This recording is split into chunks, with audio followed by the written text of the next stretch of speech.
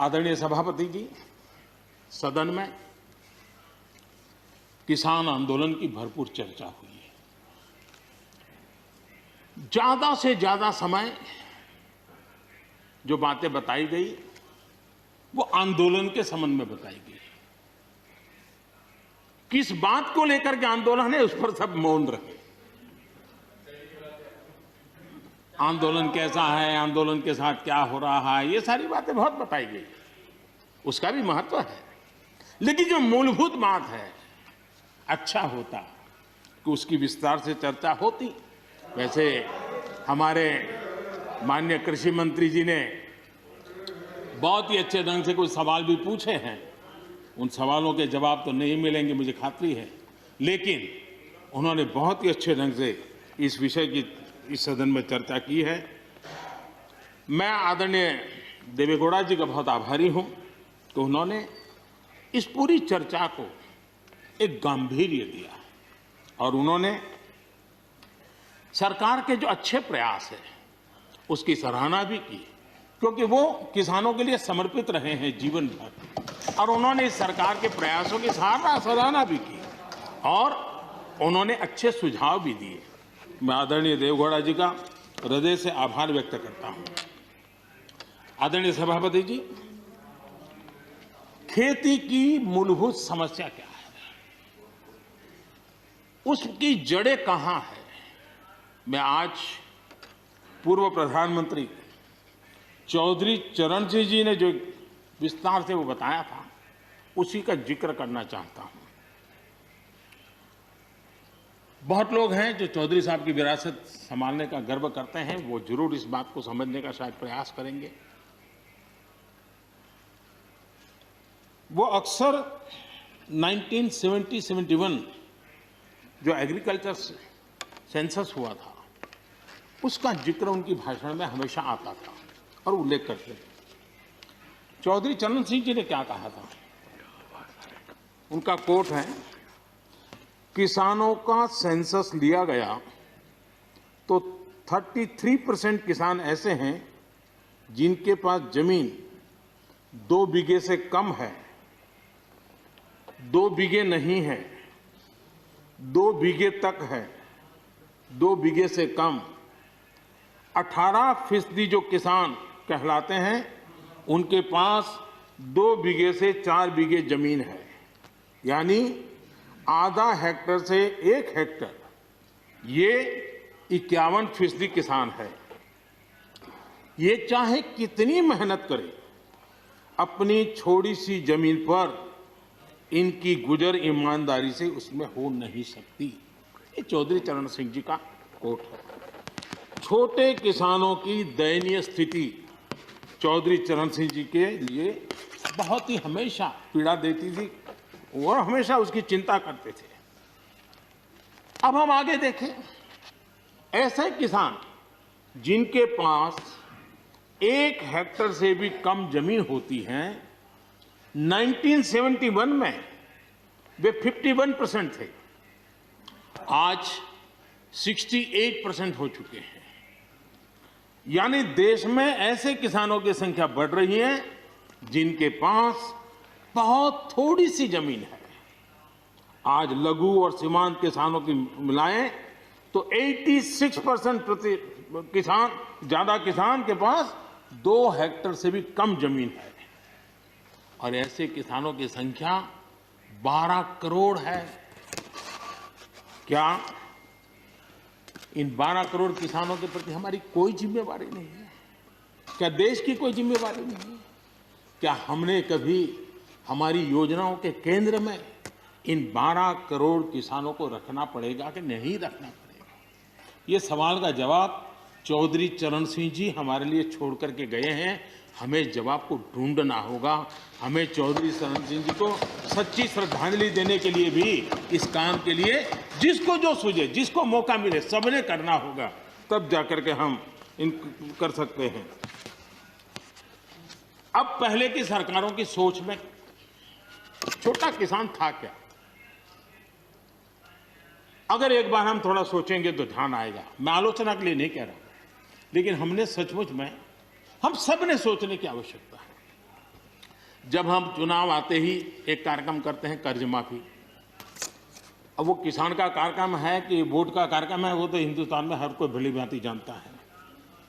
लेकिन जब कर्ज माफी करते हैं तब छोटा किसान उससे वंचित रहता है, उसके नसीब में कुछ नहीं आता है, क्योंकि कर्ज माफी जो बैंक से लोन लेता है उसके लिए होती है। छोटा किसान का बेचारा बैंक में खाता नहीं, वो कहाँ लोन लेने जाएगा। हमने छोटे किसान के लिए नहीं किया है, भले ही हमने राजनीति कर ली हो। 1-2 एकड़ जमीन वाले किसान जिसके पास बैंक का खाता भी नहीं है, न वो कर्ज लेता है, न कर्ज माफी का फायदा उसको मिलता है।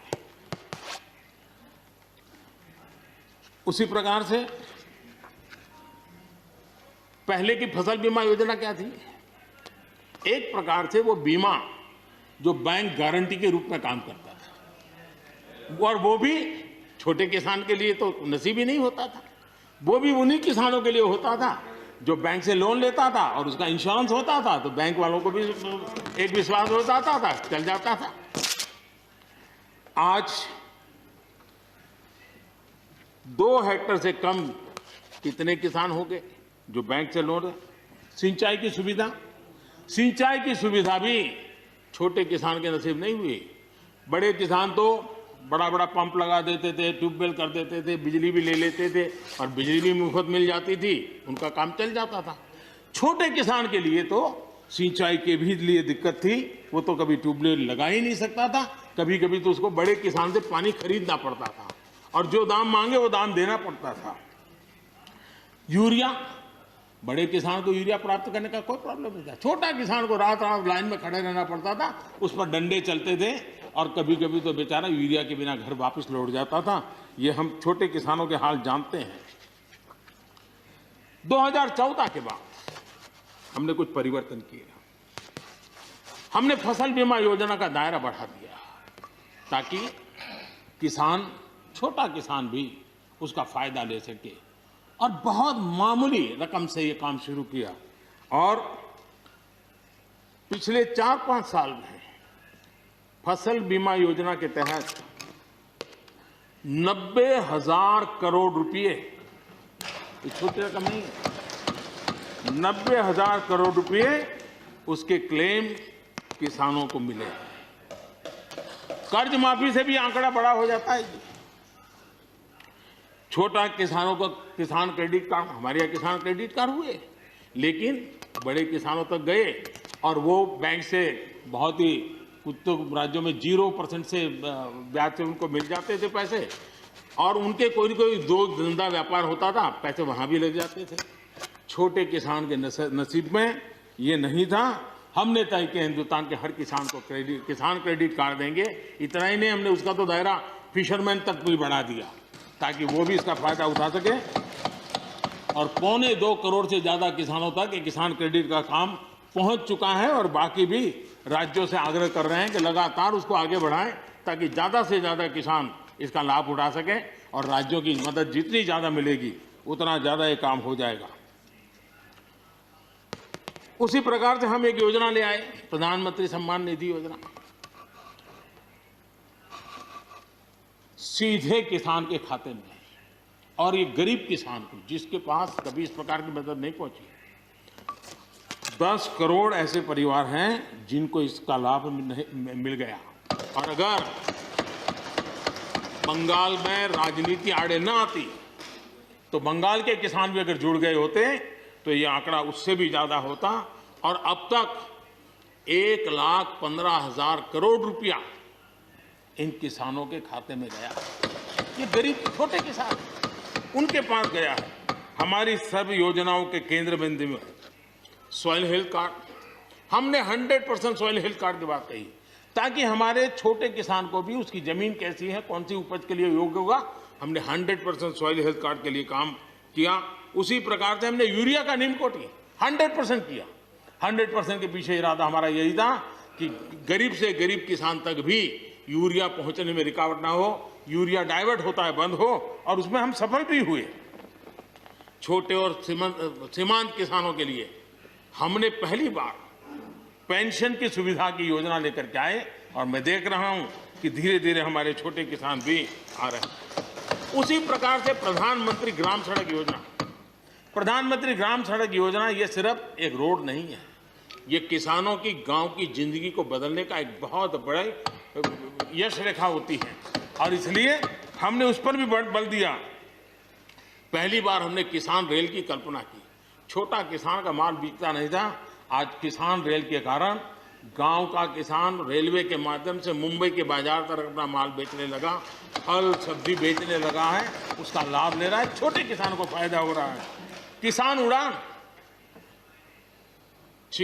उड़ान के द्वारा हवाई जहाज से अब जैसे हमारे नॉर्थ ईस्ट इतनी बढ़िया बढ़िया चीजें, लेकिन ट्रांसपोर्टेशन सिस्टम के अभाव में वहां का किसान हमारा बेनिफिट नहीं ले पाता था, आज उसको किसान उड़ान योजना का लाभ मिल रहा है।